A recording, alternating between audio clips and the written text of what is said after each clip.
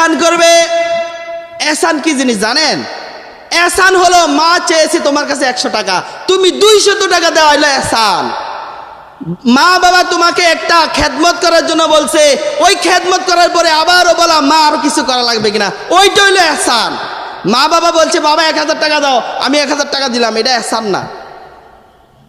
আল্লাহ বলছেন এহসান করো মা বাবার উপরে। ইম্মা ইয়াবলুগান্না ইনদাকাল কিবারা আহাদুহুমা,